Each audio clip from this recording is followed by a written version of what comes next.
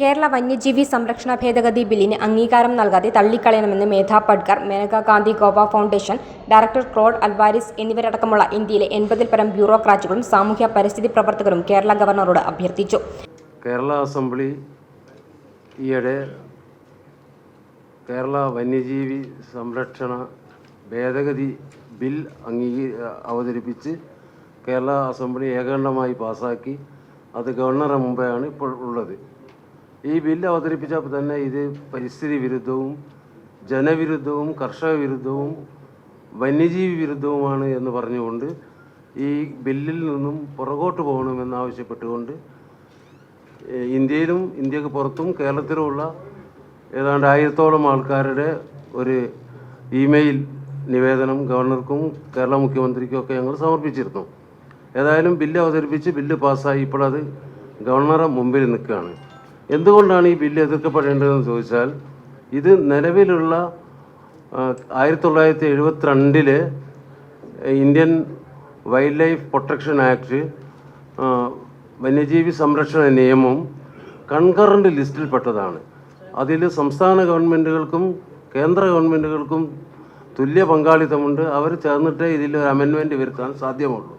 അതുകൊണ്ട് തന്നെ ഈ ബില്ല് 100% നിയമവിരുദ്ധവും ഫെഡറൽ തത്വങ്ങളെ ഹനിക്കുന്നതുമാണ്. രണ്ടാമത്, ഇങ്ങനൊരു ബില്ല് അവതരിപ്പിക്കണമെങ്കിൽ നാഷണൽ വൈൽഡ് ലൈഫ് ബോർഡിൻ്റെ മുൻകൂറിയുള്ളതായ അനുമതി ആവശ്യമുണ്ട്. എന്നിട്ടേ സംസ്ഥാനങ്ങൾക്ക് ഇത് അവതരിപ്പിക്കാൻ അധികാരമുള്ളൂ.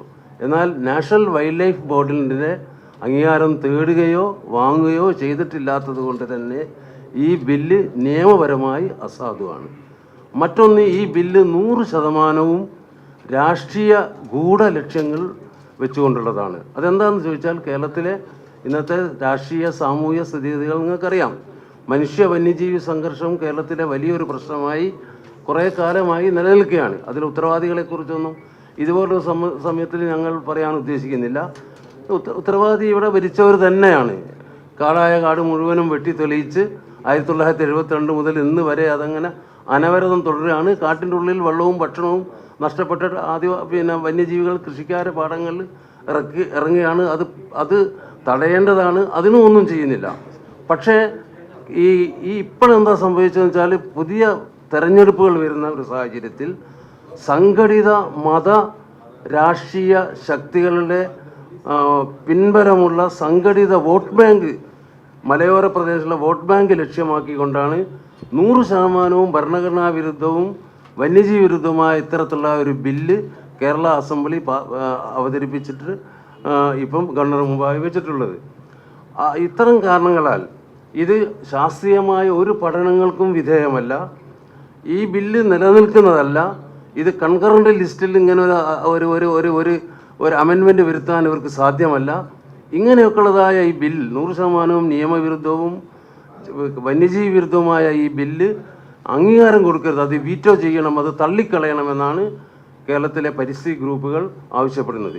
കേരള അസംബ്ലി അംഗീകരിച്ച ബിൽ വന്യജീവികൾക്ക് ഭരണഘടന നൽകുന്ന സംരക്ഷണ സംവിധാനങ്ങൾ അട്ടിമറിക്കുന്നതും യാതൊരു ശാസ്ത്രീയ അടിത്തറയും ഇല്ലാത്തതും ഫെഡറൽ തത്വങ്ങളെ ഹനിക്കുന്നതും രാഷ്ട്രീയ പ്രേരിതവുമാണ്. 1972 വന്യജീവി നിയമത്തിന്റെ അടിസ്ഥാന ഘടനയും അവയിൽ ഉൾപ്പെടുത്തിയിരിക്കുന്ന ഭരണഘടനാപരവും നിയമപരവും സുരക്ഷാ മാനദണ്ഡങ്ങളെയും ഈ ബിൽ ലംഘിക്കുന്നു. ഗവൺമെന്റ് പ്രഖ്യാപിച്ച വന്യജീവി ബില്ലിനെതിരെയുള്ള വന്യജീവി പ്രൊട്ടക്ഷൻ അല്ല നടക്കുന്നത്, വന്യജീവി കില്ലിങ്ങിനുള്ള അനുമതിയാണ് കൊടുക്കുന്നതെന്നുള്ളത് കൊണ്ട് ഞങ്ങൾ അതിനെതിരെ ഗവർണർക്കൊരു കത്ത് സമർപ്പിക്കാനായിട്ട് ഉള്ള ഒരു തയ്യാറെടുപ്പിലാണ്. ദേശീയ വന്യജീവി ബോർഡിന്റെ അംഗീകാരം ലഭിക്കാതെയാണ് സംസ്ഥാനത്തിന് മാത്രം ബാധകമാകുന്ന ഭേദഗതി അസംബ്ലിയിൽ അവതരിപ്പിച്ചതും പാസാക്കിയതും. അതിനാൽ ഇത് നിയമപരമായി അസാധുവാണ്. ശാസ്ത്രീയ പഠനങ്ങളോ പരിസ്ഥിതി വിലയിരുത്തലുകളോ മികച്ച സ്ഥാപനങ്ങളുടെ ശുപാർശയോ ഇല്ലാതെയാണ് ബിൽ പാസാക്കിയിരിക്കുന്നത്. ചീഫ് വൈൽഡ് ലൈഫ് വാർഡന്റെ നിയമാനുസൃത അധികാരത്തെ അവഗണിക്കുകയും തീരുമാന പ്രക്രിയയിൽ നിന്ന് അദ്ദേഹത്തെ ഒഴിവാക്കുകയും ചെയ്തിരുന്നു. വന്യമൃഗങ്ങളെ കൊല്ലുന്നതിനുള്ള അനാവശ്യമായ അധികാര വിപുലീകരണം, ദേശീയ മാർഗനിർദ്ദേശം, ദേശീയ കടുവാ സംരക്ഷണ അതോറിറ്റിയുടെ പ്രൊജക്ട് എലിഫന്റ് മാർഗരേഖയുടെ ലംഘനം എന്നിവ കൂടാതെ സുരക്ഷാ നിർദ്ദേശങ്ങൾ ആവശ്യത്തിന് നിലവിലുണ്ടായിട്ടും ഭയപ്രചാരണത്തിലൂടെ ഏകപക്ഷീയമായി വന്യജീവികളെ